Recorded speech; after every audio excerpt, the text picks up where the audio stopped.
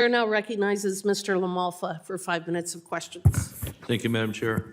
Mr. Vanderwall, appreciate, again, your travel here, along with Mr. Kriz there from the Orland unit itself, you at TCCA. Can you harken back a little bit? Was it 2022 when the allocations from the Central Valley project were 18%?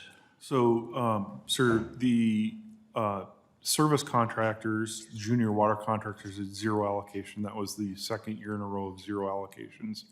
And the settlement contractors who have senior rates volunteered to reduce their allocation to 18% from the.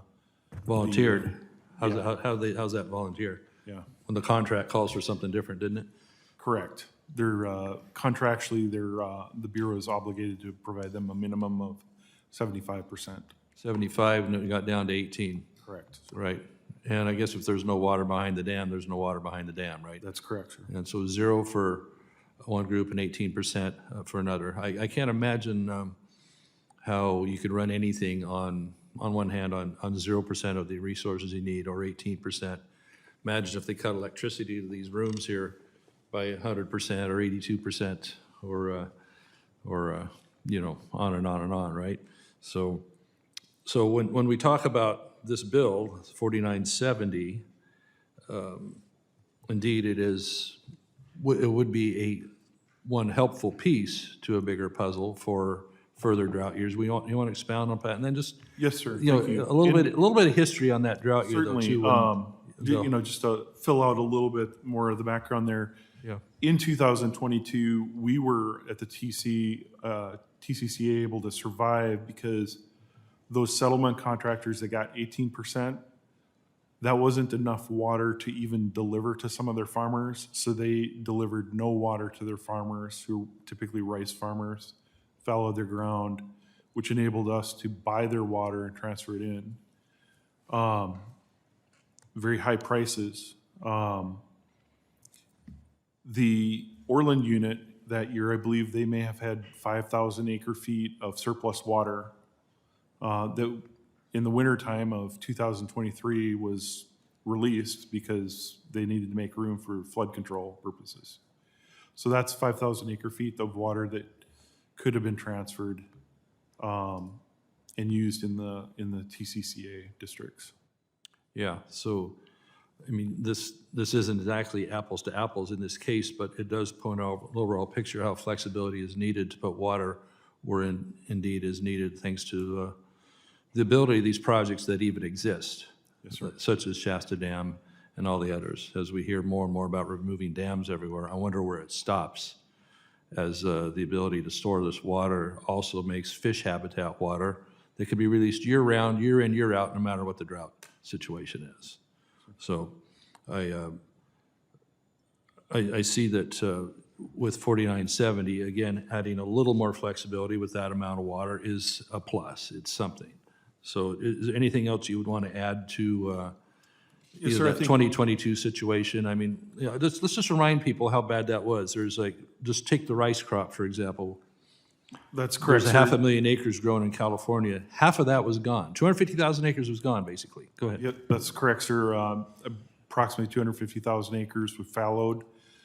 That affected the groundwater-dependent ecosystems as well.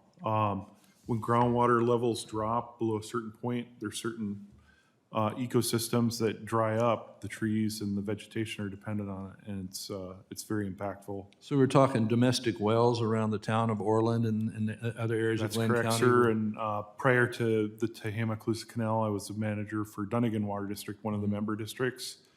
And there were wells in that town that dried up because of the turn to groundwater pumping, because there wasn't surface water available. Yeah. Well, indeed, we must hang on to the ability to move waters as we need, and this flexibility is one small part of a bigger trend that we need.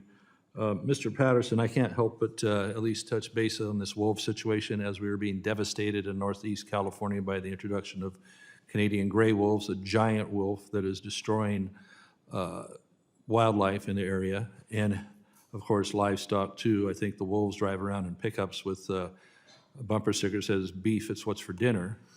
That seems to be their only plan up there. Can you expound on that a little bit on what number does it take to actually satisfy the ESA on the gray wolf that really shouldn't be in my area, as well as the Mexican wolf in your area? You have a disaster, Congressman. Thank you for your question. Man-made disaster, yeah. Yes, sir. You have the ESA is not designed to require or authorize the implementation of management practices that are necessary to deal with an apex predator. We're not talking about a lizard. We're talking about an apex predator that will go after our people, our pets, our livestock, and our wildlife. What is the number? We think, in our situation, they started with 100 wolves in 2015, and then that got to be 320 wolves. The number keeps going up, and that's one reason why this needs to be delisted now. I'm not familiar with what exactly the number should be in Northern California. I just know you have a disaster. They don't know the number. I got to yield back, but we understand they have plans in California. We believe there's anywhere between 77 and maybe 200 wolves in the northeast corner. They have plans for 900 in the state, and they're also talking 1,000 grizzly bears. I don't know what the wildlife and the livestock people are even supposed to do. Madam Chairman, appreciate your indulgence. I yield back.